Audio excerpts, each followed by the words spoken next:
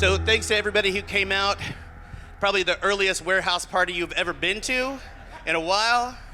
I just want to introduce myself really quick. My name is Steven Ruiz, Steven Arvizago. And, Mark from Elbow Grease and Vikas and I all connected last October. And we started having this conversation about wanting to get together. Like, we've all been doing this for a while. We've all, been grinding it out, putting warehouse parties together, DJing, doing all kinds of stuff together for a couple of decades now, actually. And, we had this conversation. I'm like, a lot of people don't, even those who know the history don't understand what the dialogue is in between scenes, in between cities, in between the luminaries that play in the cities they're from. And right now we've assembled a pretty stellar panel of folks here. So most of you probably already know who these folks are. So what I would like to do, let's start with Max. Just introduce yourself.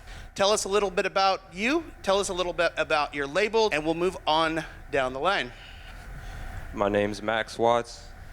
I was born in LA, and I grew up mostly in Nashville, Tennessee, and I currently live in Hamtramck, Detroit. Excellent. And my label, me and Adler run it. She does the artwork. The last release was the 6th one, and yeah, just mostly tooly sort of stuff is what we specialize in. So, yeah. Excellent. Well, we're very, very glad to have you. And as somebody whose name has been in a lot of people's mouths and in high rotation and getting a lot of respect for the things that you're putting out, we're really glad to have you. So thank you so much for being here. Hey, y'all. My name is DJ DEX, also known as NOMADICO. Woo!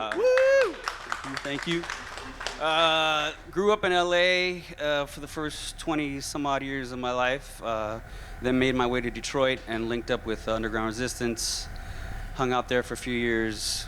Went to New York. Then eventually made my way back to LA. And this whole time I've just kind of been doing a little bit of everything. Remixing, DJing, touring here and there, holding down a day job.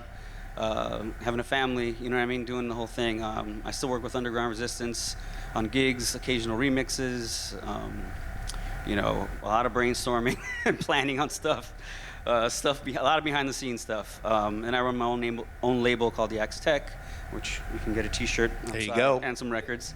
Plug. And that's the gist of it. I mean, just to piggyback on what you said, I did a couple of panels the past year. And a lot of inspiration for wanting to do this came from that. I did a couple in New York, and also I did an interview for your Architects Heroes podcast. And yeah, we just kind of were coming to the point where we realized that, especially in the States, there's a lot of just like excitement about the scene, but not really necessarily firsthand knowledge or firsthand deep understanding of why this stuff is still going on here. Who started it in some cases, a lot of confusion between what happened in Detroit, what happened in Chicago, what happened in New York, what happened here. So we feel like this stuff needs to be better documented, and really for the sake of elevating it in a way, because we're at this point, we're so far into this that we feel like our culture needs to have more value, especially in the States, because it's always a battle here. I think we would all, especially like this guy who's just coming up, it would be nice for him to have a career in America and not have to go to Europe to make a living. Mm-hmm. So yeah, so that's my thing. Give it over. Yeah. All right, thank you, Dex.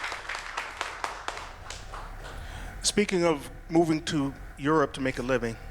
All right. My name is Alan Oldham, aka DJ T1000. Woo! Thank you. Born and raised in Detroit. Moved to Chicago, an ill-fated move. No. Ended up, and finally moved to Berlin 8 years ago. Moved there in 2014, and I'm back visiting and playing some dates and seeing some friends and family, and it's great to be out here because I really like it out here, but I just don't get a chance to come out here very often. I am a DJ, producer, occasional remixer, but I also do visual art. I do comic books. I did the original artwork for Transmat Records. Yes, sir. Back in the late 80s. I did artwork for a label called Jack's Upbeats all through the 90s. Mostly all the stuff you see from that era was my artwork on it. I did a comic book for Richie Hawtin back in 92, plus 8019. I did my own comic book called Johnny Gambit back in the 80s. Did I hear that? Did I hear that Johnny Gambit might be making a comeback? You know, as a matter of fact, yes. Really? Launching the Kickstarter campaign on September 5th, The Return of Johnny Gambit, 124-page graphic novel, all new work. And so we're starting that and finishing the tour and making music and just basically living life. And I'm really happy to be here in LA. Yeah, sir. My name is Juliet Mendoza. I'm here Yes. from Los Angeles, born and raised. Putting the L in the LAxD. There we go. I'm like, oh no.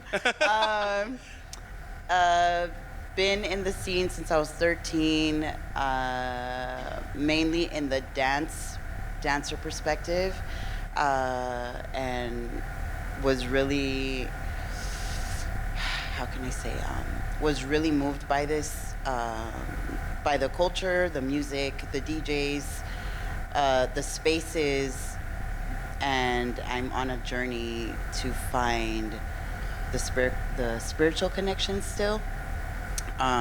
It's an amazing journey, and I also DJ. I am in the middle of production. I have my brother Dave Ajou that is here with us as well, that helps me out. Yes, Dave Ajou.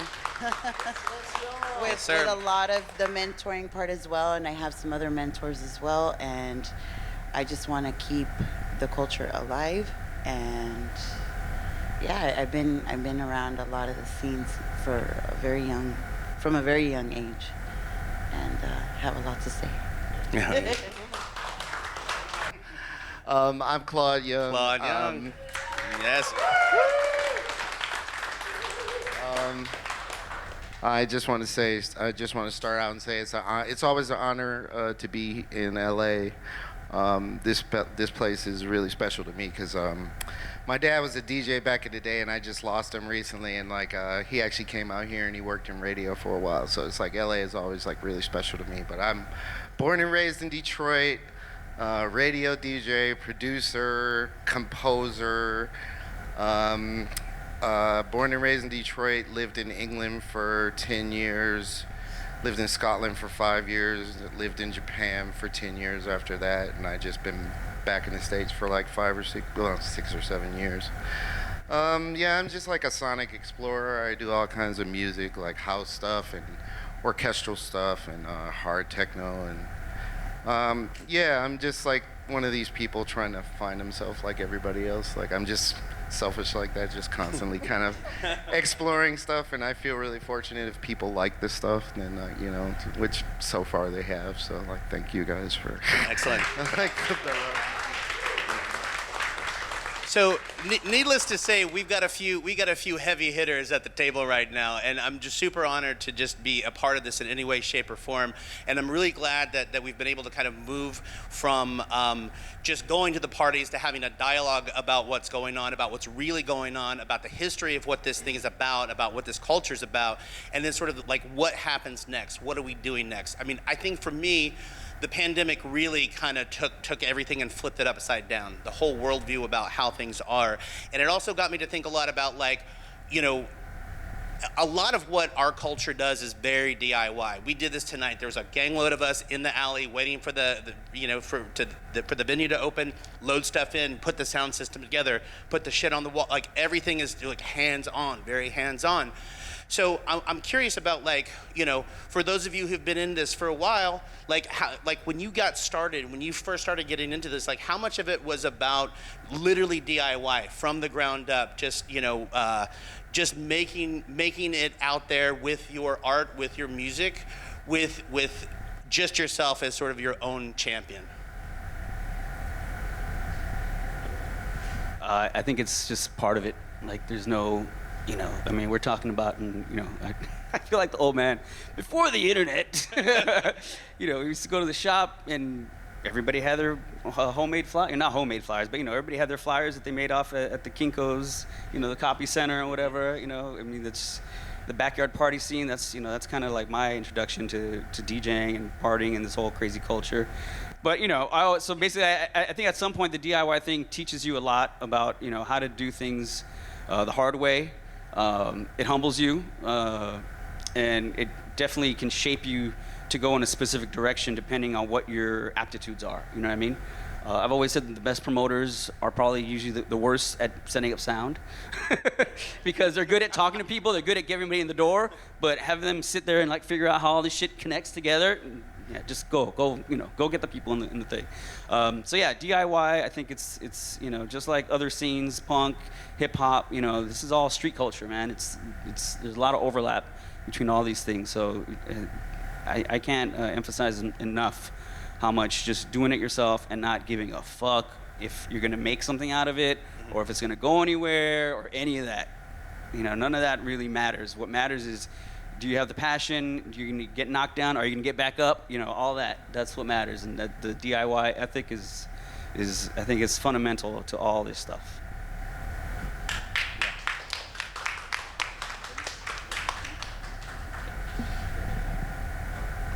Yeah, so, you know, running your own independent label requires a lot of strength and requires the knowing not to wait around for like handouts or a co-sign or CLAUDE or some other label to bring you up. You know, it's always good to do it yourself, doing it independently, owning your music, you know, all of that. Yeah. The only thing I can say is, if you do the same thing for 20 or 30 years, then you become a master by default. Like, you become a, unquote, legend by default. Because, you know, because people are like, oh, Alan, you know, Detroit legend. I'm like, I'm doing literally the same stuff I've been doing since 1992. Oh, Alan, it's so cool you still play with vinyl. I've been playing vinyl since 1990, you know, so it's like if you are true to your path and you just basically keep doing what you're doing, then the world will catch up. So yeah, who used to say "Hear me now and dig me later"? That's Dizzy Gillespie. Dizzy Gillespie. Well, the jazz musician Dizzy Gillespie used to say "Hear me now and dig me later." That means hear me now, but in the future you'll get it, because those guys were so far ahead of what people were doing at the time.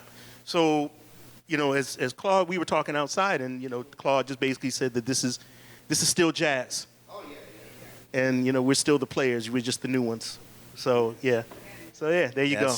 All right, that's my words of wisdom for today. Yeah, use the one. The one thing that I can say about doing your own events, that's something that I definitely gotten my hands into, is making sure you have either a really good partner to keep you in check or have a really good team. It's a lot of footwork, and I don't think that people understand the back end. Everybody always comes into the party and they have a great time and they go home, and then everybody stays behind and they got to take things down and they got to count money and they got to pay out people, and there's a whole thing to it. And I feel like if people really just took the time to understand that these people, like when you go to a party, a huge one, just support, you know? It doesn't take a lot to pay at the door and support a party. Like, you can pay $5 for a coffee. Mm-hmm. Like, you can pay, you know, $25 to go to a party. That's going to provide you with a good time and maybe some amazing experiences and memories. And just thinking, like, if you really look at the way that things have kind of become now too, with the whole thing, like you were saying, the pandemic, I feel like it's a lot harder now than what it was before, just to even try to get people to come out and feel like, I don't know, quote unquote normal. Yeah. because I don't know what that is anymore. But I still don't know whether to shake someone's hand. I'm like, hey, you know, I mean, it's a weird thing when you wear masks for 2 years and then you try to get out and get social again. It's a weird thing. It is completely. But I mean, you know, I think to the point of like how about the support piece and how incredibly important that is. Like, you know, I had the coolest thing happen tonight. I had a buddy of mine. I'm like, hey, man, are you going to roll through if I put you on the list? He's like, no. I was like, what? And he's like, I bought a ticket. Like, I'm supporting the thing. And I was like, that's exactly the kind, I mean, when people list me for things too, now I'm like, I'm going to pay, if I have the money to do it, I'm going to pay for that ticket. Yeah. If you've got your art, I'm going to pay for your art. Like, if I know you and I support you, you know, it's part of the economics conversation too. Like, sometimes you don't realize this, but the DIY piece is about the economics, right? And you do have to think about that to a large scale too. And what parties are you getting involved with now, Juliet, that you're I'm planning on bringing back my party, which was Jill's house. Nice. It's been hard though. It's really hard. I feel like the one thing is finding a location that is safe, a location where you can park cars, a location where you can actually have loud sound. Like, there's just so many components to throwing a party. It's like, oh my God. So we've been in the middle of still trying to see how we're going to do this. Are we going to do this every month? Are we going to do this every quarter? Maybe even just do 2 parties a year, just to kind of start off slowly and kind of rebuild again. I did have a meeting with the girls and our other partner, and the one thing we are going to do is we are going to take our brand and throw a party as we present this party to the scene. I feel like we want to, you know, we've gone through so much stuff these last 2 years. There's a lot that I want to create and put out there, and I feel like that's the best way to say, hey, you know what? You came to this party and you know what this is about, but now we're going to present this other thing to you. Mm-hmm. Come on down, be open-minded, and kind of find a way to give it a special touch. So, you know, constantly creating. Yeah, that's excellent. Yeah. Thank you.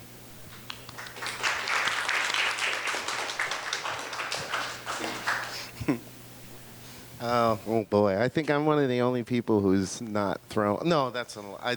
I've thrown like 1 or 2 events when I used to live in Scotland. Like, I've always been kind of a. We were talking about the kind of DIY aesthetic, and I've always been a fan of punk music, and I was always a fan of the music and the attitude, and I always thought like techno and techno and rock music to me, like the older I get, is like they're like fucking really close cousins and shit. And like, you don't get it till you get a bit older, and I'm just like, dude, those guys know what's up. You got to get in the van and you got to go play in the little shitty bar, and you got to like, that's what's up. And I think like my whole attitude is like, I'm really deep into like I look at bands a lot now. I don't even look at dance shit. I'm like, what are the bands doing, and like, what are the guys who are like really on the road? Not like the pro bands, but like, who are the shit hot like bands that are just playing in the dive bars, like.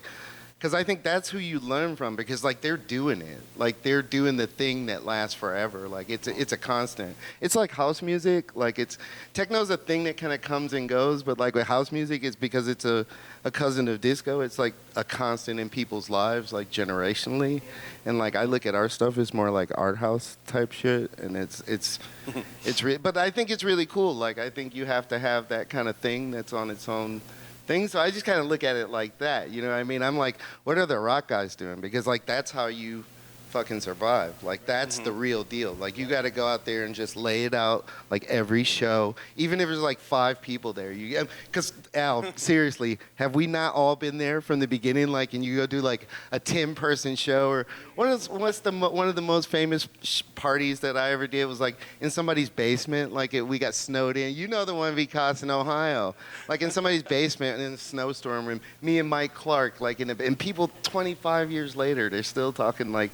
We were just stuck there. Let's just play records, dude. Like, we just fucking do it. And I think it's back to the punk thing. And I think I'm a simpleton, so I'm like, yeah, that's that's how you do this. Like that's the proven Absolutely. thing. I mean, the punk ethos that happens, and again, this has just been in this past year when we had the conversations. Like, let's just do it. Let's figure out, who to book, where to do it, pull people together, pool our resources. Let's figure this shit out, because the through line for our conversation about LAxD is it's about an exchange between cities, right? It's about because people in this panel have had relationships already. People know each other, and at the end of the day, part of that relationship building has to do with like the huge fucking influence that Detroit artists like you guys have played on our music, and vice versa. It's a cyclical thing, but in that dialogue, it's also been like this music originally was about marginalized communities' survival.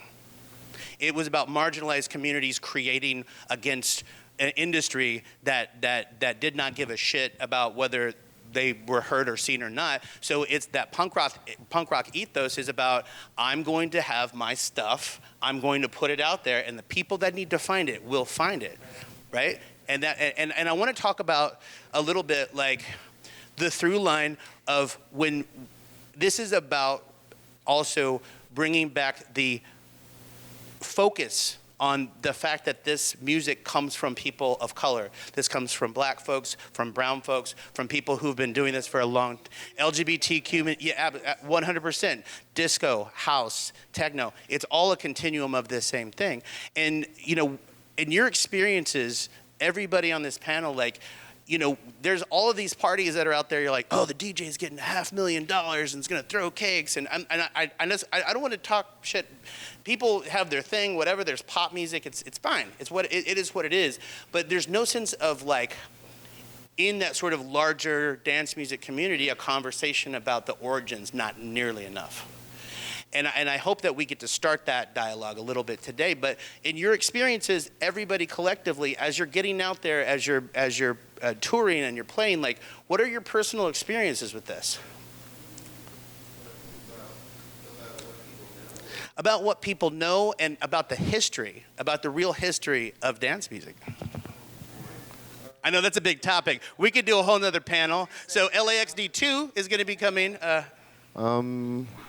I don't know if you've seen it. Like, it's really interesting you brought this up because, like, recently the Daily Show did a thing on the history of house music, and they actually talked about Frankie, and it was just like they had this conversation on TV. So I think it's slowly starting to kind of come out and shit. I always like to meet younger people and like talk, and answer questions because they read a lot of stuff and there's a lot of publications, and it's cool to just kind of set certain things straight. Like, I just tell them the truth, dude. Like, just keep it simple. It's just like, what happened? Did this really happen? And I'm like, nah, dude. Like, this happened and that happened, and like it's this thing and that thing. But for me, like, that's the thing I enjoy is just like sharing because we didn't have people like that who would openly share stuff. So it's like I always try to be that person. Like, oh, whatever you want to know. Like it's cool to be able to do that, like, because you didn't have anybody. I didn't have anybody like that. Well, I used to listen to Al, like, which is funny. Like, he was on the radio, and it's like, I used to listen to Al, and it's just like, that's how you know what I mean? Like, you have those people that are around, and then you reinforce it, like, and you had Troxler and all those guys, everybody who came up through Detroit. And now we're blessed to have this young man down here in our city, like, doing his thing, and it's just like, it's really cool to be around and be available for them guys, because, like, I wish I had met, been able to meet people. I also run into a lot of younger people, especially living in Berlin, because everybody kind of wants to know what it was like back in the day, how we got started, and I always think, it's like, man, I'm this old dude. What do you care what I do? But people are in my circles, like where I move, people are very, very interested in this stuff. On a broader scale, I mean, you see this Beyonce album, which I have not heard, but she had real people working on it, right? Green Velvet was on it, Honey the John was on it, like they, yeah, Honey was on there. I mean, so it takes somebody like that to make it visible, to make the actual roots visible. I'm glad you brought up the Beyonce thing, because I think, like, oh man, it's like my. All right. Well, it looks like the spotlight got unplugged. It's okay. It's DIY.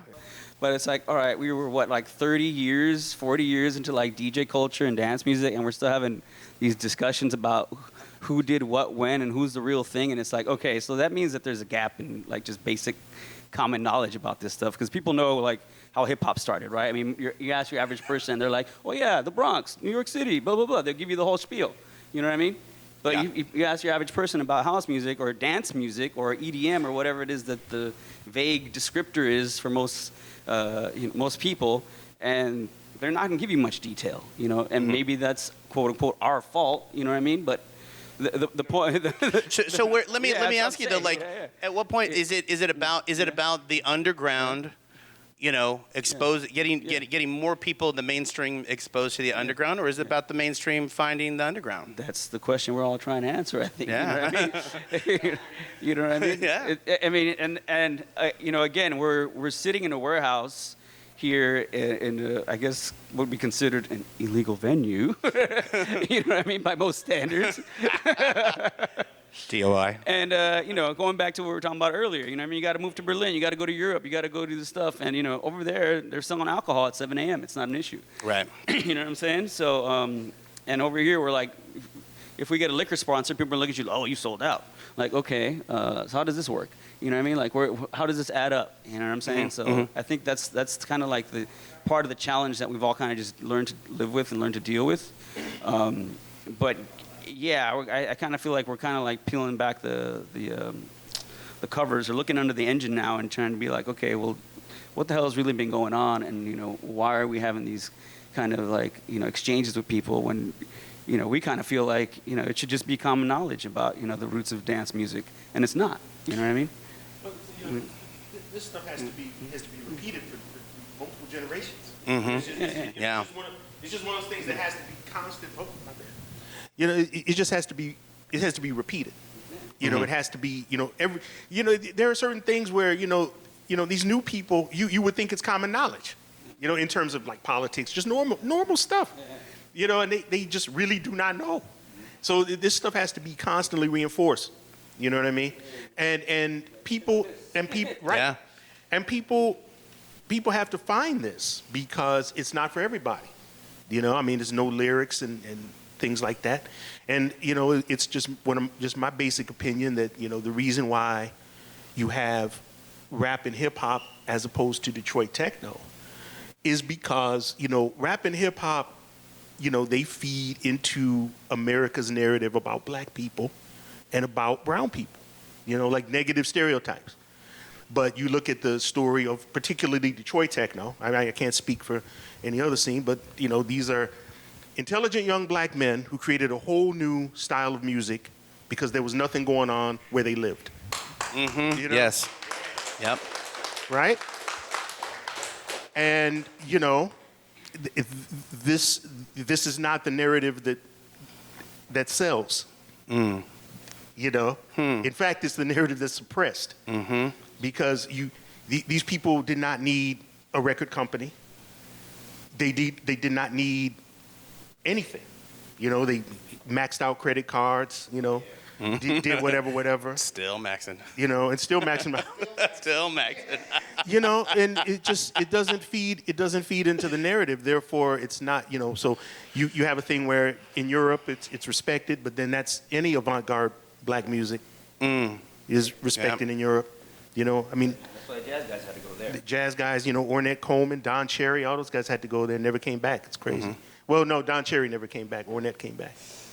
But we've been talking a lot about jazz on this panel. I like that. I mean, there's a through line. There's inevitably a through line. I mean, you know, Oh, absolutely. Rodney, Mark, and I did a quick, you know, interview, and that a big part of the conversation was exactly that. I mean, these, you know, jazz players would get together in basements after hours, after they would have their, you know, more vanilla gigs earlier in the night. They would come into people's houses and warehouses and basements and do the real shit. And this is where the culture itself really started to thrive. They had a name for it. What did they call it? They had a particular name for it, didn't they? Like the little jam sessions. They had a name for it. And I saw it in a Kim Burns doc. Like, it was like they had a particular name for those sessions, but that's where all the... Yeah. Yeah. Juliet, I want to hear what you. And you're like, I want to hear what she says. Yeah. Oh, God. So being here, number one, like being at a panel is, I feel, very important. I feel that this is the way that you get educated. You need to go and really look for the people, the people that experienced it, the people that have written about it. You know, we're constantly, I mean, I'm constantly looking, always a student. I'm always asking questions. And the one thing that I've found that has been very on the surface right now is that there's a lot of people that are not educated. Mm-hmm. They are not educated. They have no idea what they're doing. A lot of the kids that are doing things right now are not even kids. Like, you know,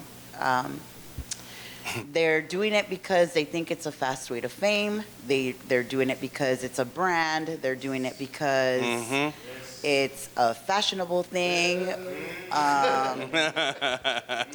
There's a lot of that right now, and it's difficult to go out there and be around it and know that there's so much that these people have to learn. Like, people get frustrated. We get frustrated.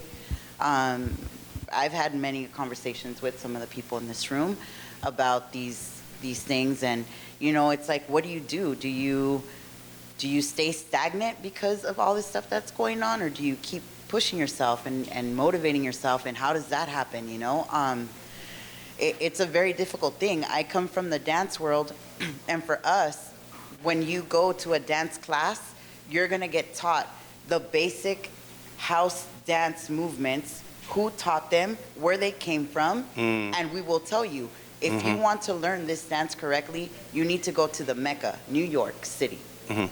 That's where you go, you talk to so-and-so and so-and-so, and this is just house dance. This is not, every city has its own thing. There's juke, there's jig, there's, I mean, you name it. There's footwork, there's all these different things, and people don't take the time to educate themselves. They just say, oh, look, they're doing the SpongeBob, and it's like, no, kid, that's already, you know, like, this is something that's already been there, and it's the same way with the music. You know, that's one of the things, too.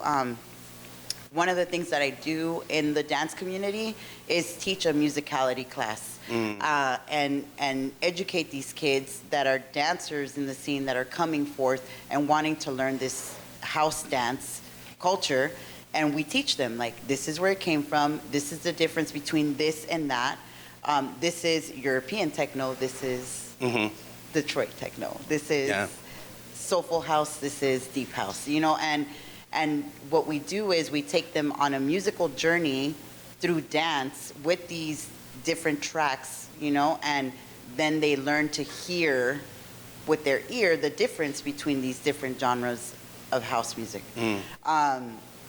But that's taking the time to educate yourself, you know? So when you do these things, I don't know, like, I just feel like there's so much to be learned. I want to keep giving, but it's like, okay, how do I keep giving when I'm bombarded with all these different things? Like, oh, you're not, you know, you don't look like homegirl, you know, she looks like a model, she's easy to brand. What can you bring to the table? When the onus is on the artist to school the people that are booking the artist, there's something disconnected, right? I want to ask you a question, Max, as somebody who is like of the younger generation that's come through and has deep cuts. Like, when I first heard some of the stuff that you were putting out, man, I mean, it was like, that's DIY. You know, that stuff is deep. How did you, as somebody coming up, and being a bit younger in this scene, like, how did you lock in, and how did you, like, get that history of what this is about? Because your stuff is deep, dude. Yeah, so in Nashville, there was a kind of a weirdo scene. You know, just like, you would hear like gabber and like trance and all that like whitewash stuff. So like, I think the internet, honestly, for being able to search through stuff quickly and being able to figure out pretty quickly like what was going on, kind of like hitting the books online. Discogs is a good site, like I said. But yeah, so like Nashville, yeah, I was inspired to dig deeper because I knew like the tweakerdom wasn't the extent of it. So yeah, just the soul and like everyone was saying, you know, jazz has a huge influence on the music. My grandfather was a jazz musician, so you know, and my dad was in a funk band. So I've been around like all that stuff, you know, craft work. So you know, it's just a reclamation. Like it's an honor to, you know, be able to represent the music properly and factually. So. Yes. Yeah, absolutely. So another one of the through lines in a lot of electronic music and a lot of house and techno is this idea of like the visual art component. But I want to talk about maybe like the lesser talked about political implications of what that means for the survival of our community, because it is political to the extent that we have to come together and get these spaces and do it ourselves. To me, that's a very local form of politics. So do you guys think that there is a through line in your own personal art and your own personal music that takes the I guess your principles as an individual and tries to convey those in ways? So like for me, and me and Steven been having conversations about this stuff for ages. Yeah. So I'll probably repeat some of the stuff that we've talked about. It's actually pretty simple. You know, all you gotta do is turn on the TV and you see that's dominated by like reality television, you know, lowest common denominator, just ridiculously dumb shit, you know, nothing that stimulates your mind in any way. So, you know, like when I first got into like the Detroit stuff, a lot of the appeal was like the sci-fi aspect, the comic book aspect. You know, I was a nerd. You know what I mean? I was a geek. I was you know, reading Ray Bradbury books and fucking. As soon as I found out about Juan Atkins' connection to Alvin Toffler, I went about the third wave and like was diving deep into it. You know what I mean? Like a lot of us, I think, did that kind of thing. So it becomes political just by virtue of the fact that it's like I'm given an okay to think and not just be a fucking idiot that wants to watch, you know, reality television, people screaming at each other, talking about, you know, oh, she did this and did that, and it's just like, this is mind-numbing. Like, seriously? Like, how is this okay? How is it that we have a reality TV show president? I don't understand. You know what I mean? It's the Idiocracy film come to life. So it's political just by the fact that I'm saying, you know what? It's cool to be into stuff and be passionate about something and want to find out about it and read a book. That by itself is political, and it's just like, it's astonishing to me that we're here, you know what I mean? That we're in this environment, and it's not even so much about, you know, like going out and campaigning or saying I want to vote for this and vote for that. It's just like the very basic, like it's okay to think. We were having a talk a couple weeks ago with Vikas, and he was talking about how he had his punk roots and he was into Crass, and you know they were political, and you know it was like my education, and I was like, you know, I wasn't at that age into punk on that level, but for me it was like the conscious hardcore hip hop stuff, you know, like LAxD and Public Enemy, you know, Kumo D, like these kinds of guys, you know. And for me, like growing up in a neighborhood where I saw my friends turn into cholos and, you know, drop out of school and, you know, do all kinds of crazy shit. When NWA come out, I was like, I like the music, but I'm not so much into the message. And at the same time, it was like, oh, you know what? I like this Cybertron stuff. This is more like my vibe right here. You know what I mean? This is deeper. And it was like a fork. You know what I mean? It was like, okay. And then all of a sudden, like you flash forward, you know, 10 years or whatever, and it's like gangster rap became the dominant thing, and the whole culture just became something else. So yeah, I mean, like I said, it's for me the political aspect is just, it's very basic. It's just like, you know, it's cool to be smart. It's cool to be into stuff. And for me, this music gave me that, you know. It got me into a whole other wide array of things, you know, appreciate art, appreciate technology, you know, all that kind of stuff. So that's just the basic gist of it, you know what I mean? I don't think it has to be political in the sense that, you know, you got to go get involved and give speeches and stuff. It's just a matter of being a way to open your mind, you know. Yeah.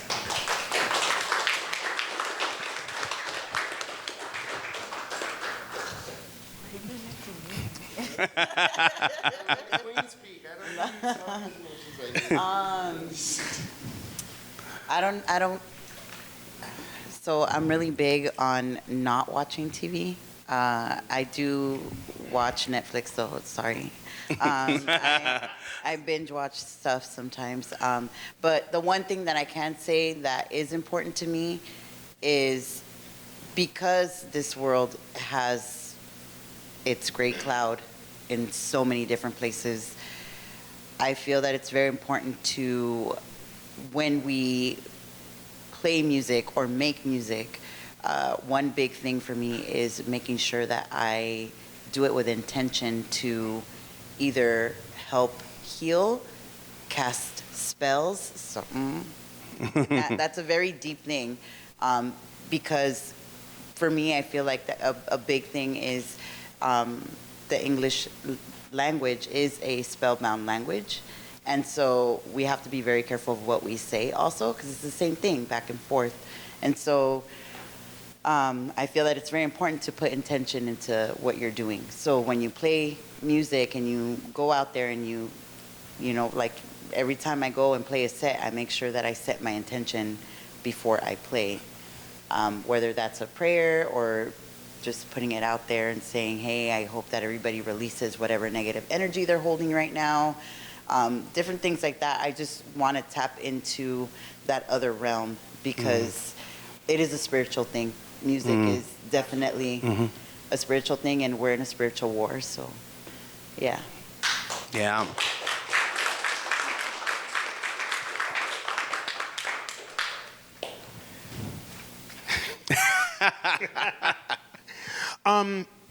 You know, I really appreciate your point of view on the whole thing. I don't really have too much to add, other than, you know, I feel for me personally, you know, just your music and the way that you approach life is in itself political. And what you put out there, music-wise, image-wise, is political.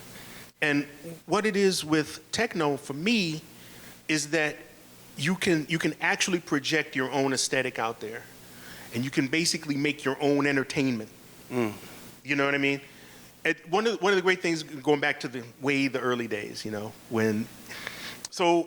these guys in Detroit created a club called the Music Institute.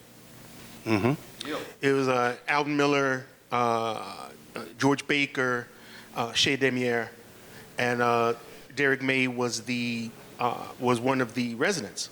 Well, one of the things about it was that, you know, I was young growing up and I was watching these guys, and I had a radio show in Detroit at the same time. This all kind of wraps into each other.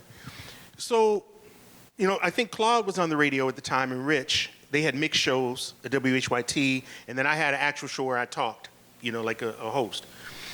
So they do this club, and then, you know, I was doing comics at the same time, and, you know, my comics were put inside the Transmat records, and then the Transmat records were shipped overseas. But the whole point of it is, here are guys, you know, of a young age, and make it just you know, and we see it now in hindsight, but we are creating our own self-contained culture. You had your own comic books, you had your own radio show, you had your own clubs, you had your own music, you had your own producers, people you knew, people your own age, and, you know, nobody was dictating what messages should be out there. You know what I mean? And that to me was, you know, when we look at it 30 years later, that's the real power of this stuff, where you can create your own culture.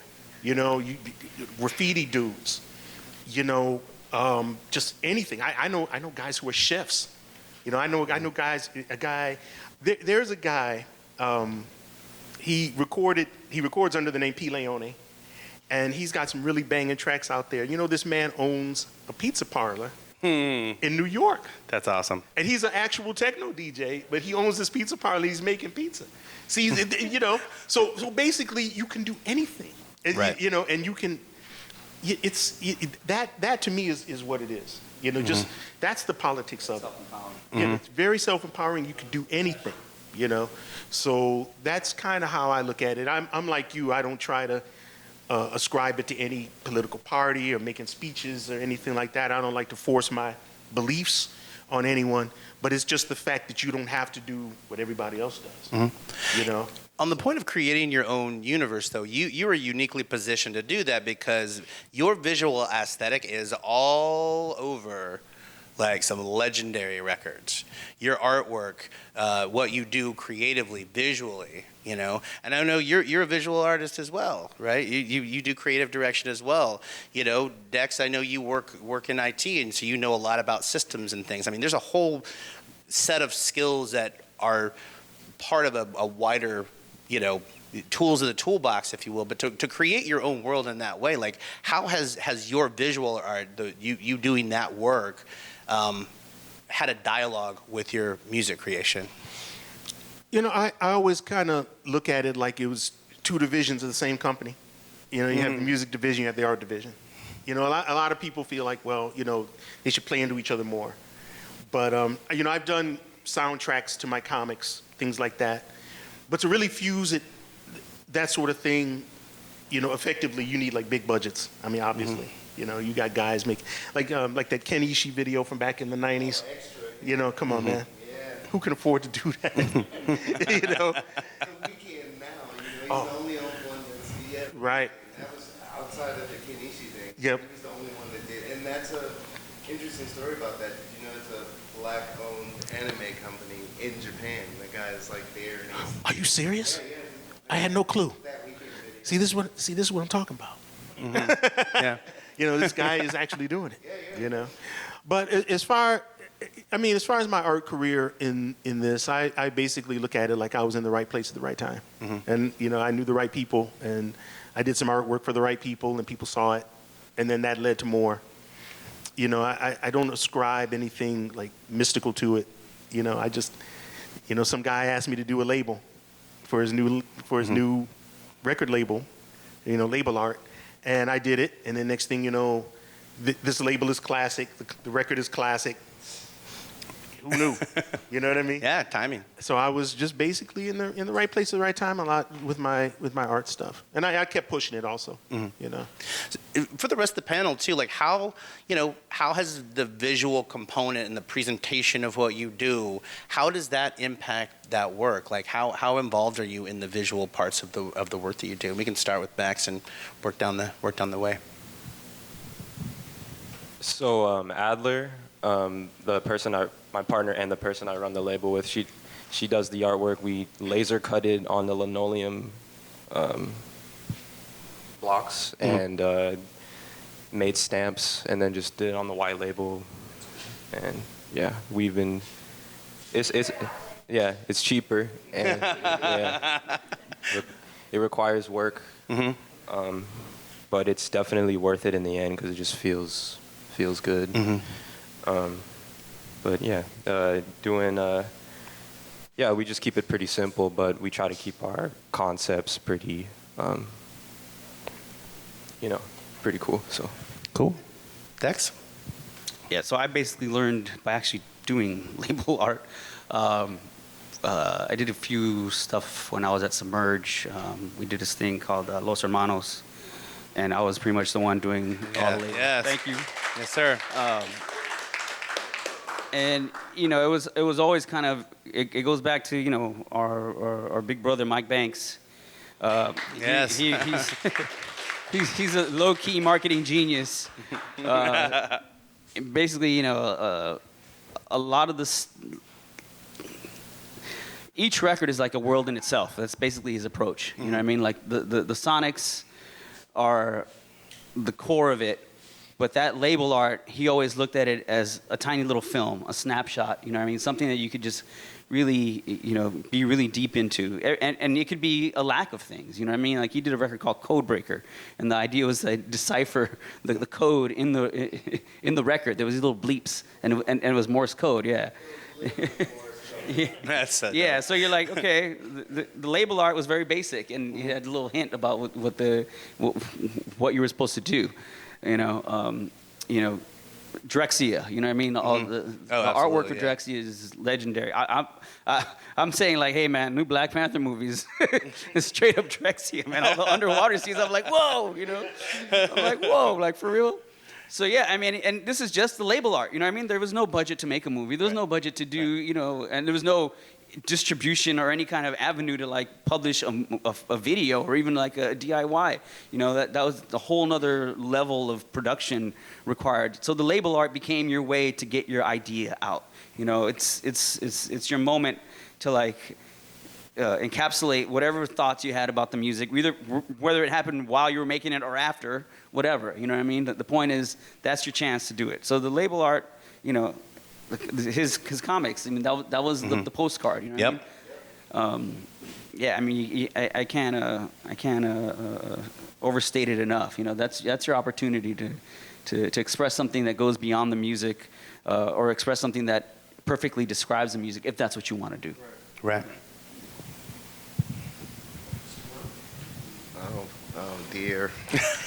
Oh dear. Are we discussing art, or what are we discussing? Art. We're off the politics. It's the visual element of your music and what that interplay is. I got lost for a second. That's okay. You have the glasses on. I'm like, is he asleep? Oh, no, I'm still here, man. It's literally like so bright, and then I didn't sleep. I got here on Thursday, and I haven't slept. We had a great party. We had a last great party. Night, so we did. We're good. I've always been one of those persons, people to where like I always admire Al, and people like Al. So I never even tried to do art. I was just like, I just have to get money to pay for somebody to do cool stuff, or like ask somebody to do. I would often get like friends. I have friends whose wives are painters and stuff, and I'm like, can I buy one of those paintings and use the cover for like my next few records? This is like my friend's wife's artwork that I'm just gonna. Nice. And I had a friend, you know Tony Surgeon, like, yeah.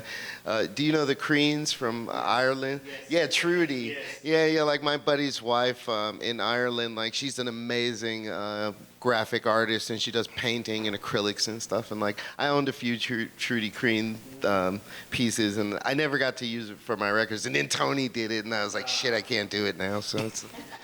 But I'm always happy to like collaborate with like younger people or just people in general.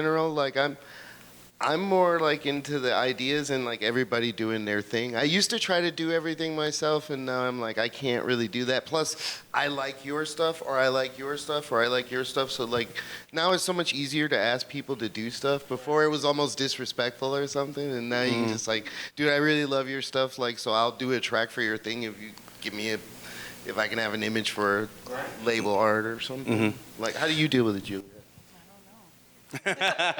Well, speaking of art and collaboration on music, Vikas, I'm sorry to put you on the spot, man. If you could stand up, the shirt that he has on right now, let's talk a little bit about that, because this is literally your artwork on your record, right?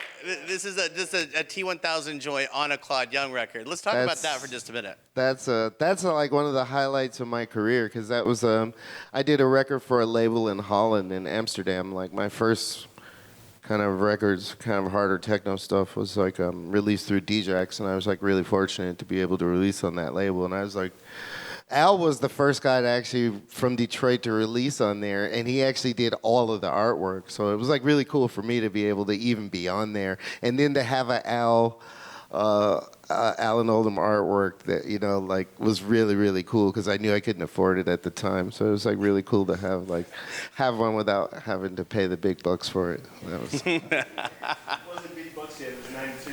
Dude, it was big bucks for 92. So proud of it though, like, because for me it's just like you feel like if you had an Alan Oldham on one of your records, like you made it, like it's like you did it, dude. Like, like, I'm not joking. Like I'm being serious as a fucking heart attack. I'm just like, dude, it was just like a big deal for me, and it was like, so I love that vibe. Like that was. I'm like, how do you even come after that? Do you know what I mean? So that's why I never tried with the artwork thing. I was just like, yeah, I got an A on. But the visual aesthetic is definitely, again, it's that important. But like, I don't want to. You know, it's in the culture. It's almost like you see someone's artwork and you're like, oh, I know that this particular piece is going to be banging because I know that artwork and I know the artist, I know the background, and that's how I used to go to record stores. I'd find shit up like, I know this artist or I know this label. I would buy certain things on Warp Records, just sight unseen, whatever it is. I'll buy it all because I know but it's that kind of dialogue too. So we're getting towards the end of the panel, And I want to leave you guys with one question. If you could just answer this question, with all of the availability and platforms, digitally and otherwise, that we have right now, with our ability to kind of take things into different spaces, maybe into art galleries, maybe into dialogues like this, where do you see you putting your effort into pushing things to whatever that next level is in with your music, your art, your world building, whatever it is? How do you see that? And we'll start with Max and work our way down and wrap it up. Yeah, just keep making records, trying to find your sound or yourself in the music. It's, you know, things like this, educational things before the party is a good idea, I think, as well. And yeah, just during the movement weekend, we found this warehouse, and we had like tea and like fruit and stuff laid out for people just to eat and stuff, and it was cool, you know, like people were coming up and being like, this is like my best movement experience. I just walk into this big warehouse and then there's like techno playing. So, you know, things like that, just like awareness with like health and just, you know, like, yeah, just doing stuff yourself. That's all I really got to say. Yeah. Yeah.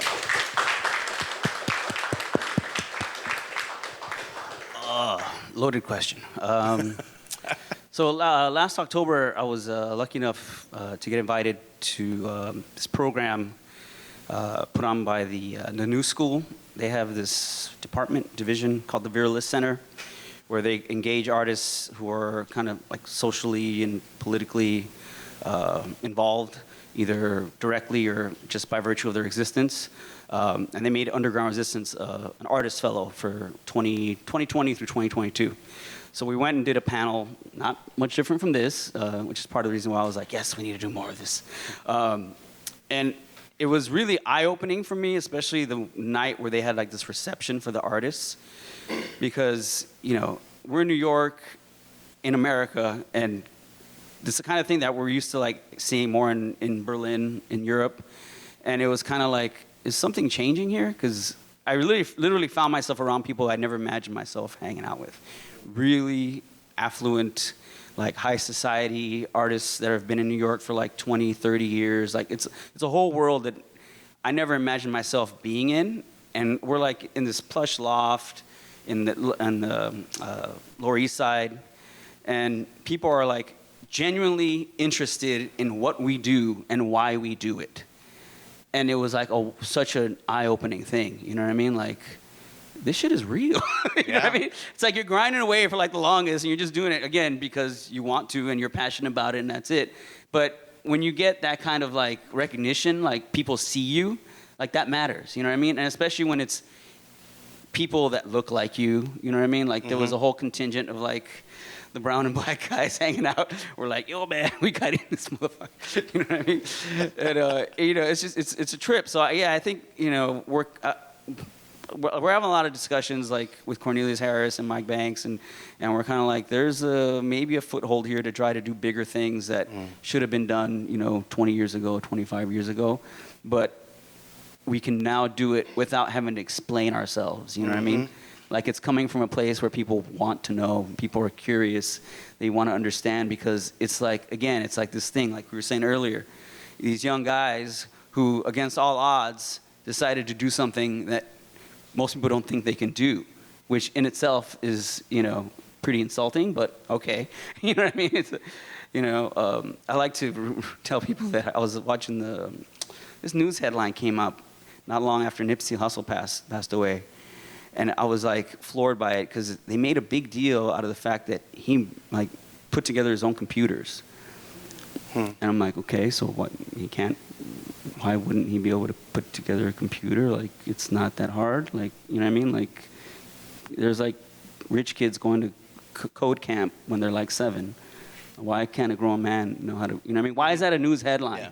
You know what I mean? Yeah. And it's just like, okay, so again, we're having these talks and we're like, all right, let's see how this goes. You know what I mean? We need to engage these institutions more, you know? and actually be able to walk in there with the confidence of like, we have something to say, we have something to show, you know, and maybe we can do some of these projects, you know, that, you know, 20, 30 years ago wouldn't have been possible. No, you wouldn't have the funding, you know what I mean? There's just no way to realize these kinds of things. You know, maybe we can get funding to do immersive environment, you know, that really shows what the techno idea is, you know what I mean?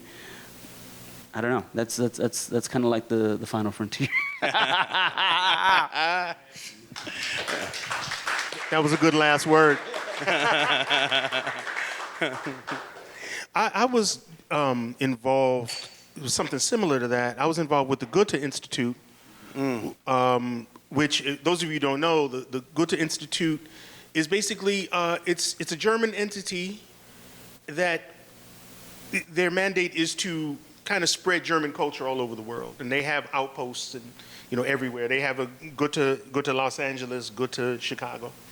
And, you know, we did an actual show, I think back in 2018 before the pandemic, where I was actually, that's the last time I played LA. And that, you know, and I was actually one of the Berlin, I wasn't even an American for purposes of this thing. It was totally full purpose. It was like me and Tyree Cooper were representing Germany. That's pretty amazing, actually. And yeah, definitely. So yeah, man. So it's all quite similar because this stuff kind of fades into culture and into academics, and you know, I actually like that. I mean, at this phase in my career, particularly, you know, I want to teach more, and you know, kind of spread this whole culture out, because it's a lot of people that are very, very curious about this, you know, and it's more people than we realize, as you pointed out, you know, that are really, you know, into this stuff here in the States, you know. Yeah, definitely. Well, you know, you have kind of the Afrofuturism, and then you have Drexciya. And that is an academic discussion. It's a world. It totally is, you know. And then by extension, stuff we do, you know. I was reading some, I don't want to name names, but I thought like I was reading this old quote of some British journalists, and they were talking about how, was all that Detroit Techno sci-fi mumbo jumbo real? Were they really into that? And it's like, okay, so George Lucas can go on and on about his sci-fi mumbo jumbo, and it's okay, but you know, but when we do it, it's mumbo jumbo. Oh, absolutely. We just want to party and get drunk, right? Yeah, or get high, or shoot each other. Ugh. You know, that would see, you know, but you, We don't have deep thoughts. yeah, of course not. You know, but see, but again, this is the repetition that needs to happen. This, you know, the reinforcement that always has to happen. You know, generational. You know, just always, you have to just, you know, keep hammering it home, and you can't let that stop you. You know, I mean, I've had the old, you're really articulate. You know, I've had that. You know, but you know, you just keep fucking doing it. Yeah. Just keep doing it. You know, you just, you know, and it's the same with the music. It's like I said at the beginning of the panel, that if you do any one thing long enough, then you become a legend or a master. You know, and it's just a matter of you just hammering it home, man. You know, the good thing, and this will be my last word on it. The good thing about social media, in my opinion, because we didn't talk about social media at all, but a lot of people bitch about it. You know, obviously it's like destructive in a lot of ways, but you know, you really get to, you know, you seize your own image, you put out your own music, you know, what you want out there, and your aesthetic is the politics, right? Like people look at what you do and what you wear and where you travel. See, this is the politics and how you move. You see what I'm saying? And this is the silent politics. You know, it's like, hey man, look at the way he's moving. I want to be like that guy. See, that's the silent influence that I think is very, very important. Once again, the visual influence. But it's a thing where you control, you know, your music. You know, we were just talking to Silent Servant outside. He just got on Instagram. I mean, not Instagram, Bandcamp. The Great Silent Servant. Great Silent Servant. Round of applause. And he just got on Bandcamp, man, this guy. He's got like jams upon jams upon jams. So all of this digital stuff is a great way for you to just take control. It's the next generation, multiple generations of how we started. Yeah. Digital and you can just DIY. take control of everything, you know? So that's basically, that's how I look at it. It's DIY, you're doing your own thing, you're pushing your own aesthetic and how you want to impact the world, and it's all within your control, so I don't know.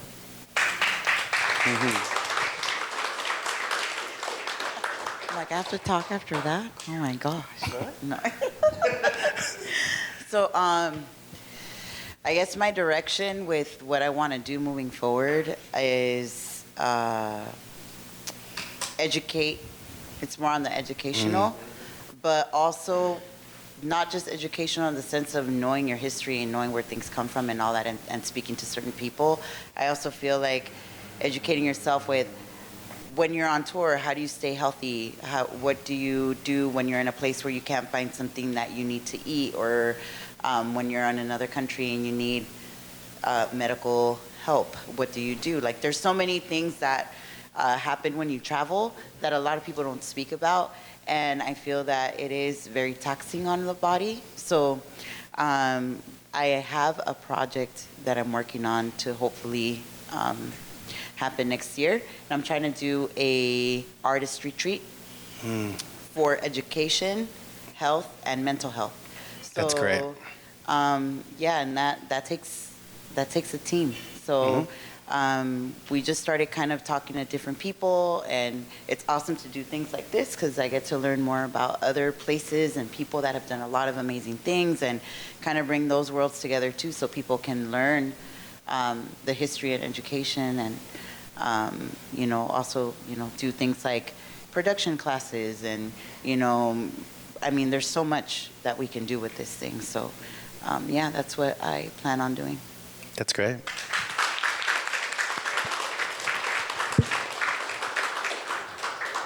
Thank you, Juliet.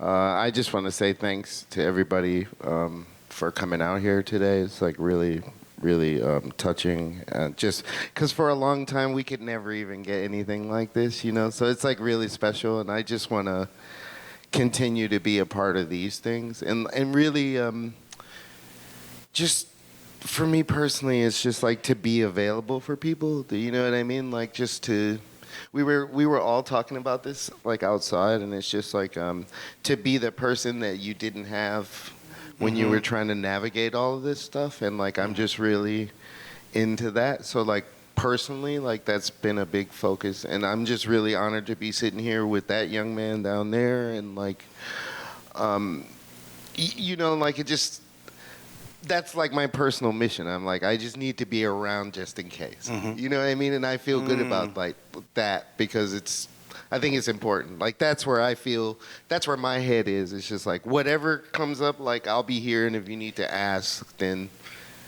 to be a resource and to continue, because I love doing these things, and to continue to have these conversations and to talk about like how much stuff that we actually have in common. There's so much stuff that we could get into, and we didn't even get to scratch the surface. Oh, yeah, this is going to be an ongoing dialogue with this group. There's so much, we had so many conversations last night, and it was just like so interesting. So I hope we can get a podcast going or something, and we can just like I keep think we might be able to work something out. having these conversations. So, but thanks everybody for coming out. Yeah, tonight. I want to thank Max, Dex, Alan T1000, Juliet Mendoza, Claude Young, Black Lodge, Elbow Grease. Thank you guys for partnering with Architects and Heroes. This is the beginning. This is number one of a series that we're gonna do. We'll figure it out as we go. We'll DIY as we go. We'll duct tape shit together, turn the lights off and on, and work with the sound system. Thank you guys so much for coming out. We're gonna fire up the sound system outside, cool out a little bit, get some drinks, break down this outdoor area or the indoor area, and then we'll get things fired up here. Thank you guys so much.